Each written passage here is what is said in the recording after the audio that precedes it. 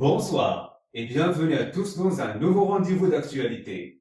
C'est Christophe Castanet a quitté ses fonctions de premier flic de France suite au remaniement ministériel de 6 juillet dernier. L'ancien ministre de l'Intérieur n'a pas totalement été laissé pour compte. Le président de la République lui aurait même proposé un poste extrêmement prestigieux au sein de l'Élysée qu'il a décliné cette proposition. Comme le rapportent nos confrères du journal Le Parisien, l'ancien maire de Forcalquier a failli entrer au palais présidentiel comme conseiller spécial auprès du chef de l'État, alors que Philippe Grandjean, actuel conseiller spécial, devrait quitter ses fonctions en septembre prochain.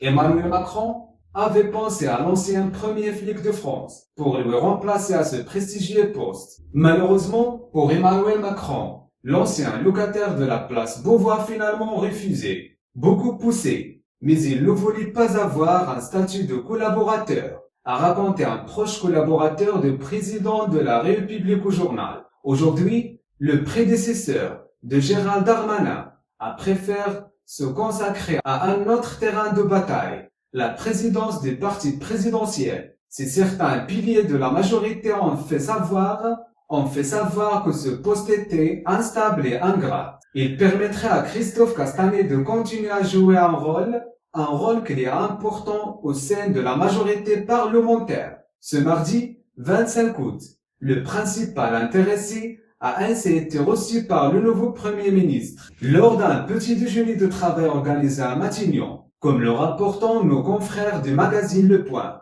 Contacté par Le Point, Aurore Berger, porte-parole de la République En Marche qui candidatait aussi à ce prestigieux poste, a expliqué qu'elle avait également été sollicitée pour une rencontre avec le nouveau chef de gouvernement. En effet, sur le papier, l'ex-ministre de l'Intérieur fait déjà figure de faveur, c'est vrai, mais beaucoup de chemin reste à parcourir. Il a été le bouclier du président de la République à l'intérieur. Elle stoppera l'hémorragie des dépouilles qui ont quitté la République En Marche et éliminera un groupe renforcé à l'élection présidentielle de 2022, a confié un autre cadre du parti présidentiel au magazine. Une connivence incroyable qui pourrait aussi lui desservir, selon certains proches du président.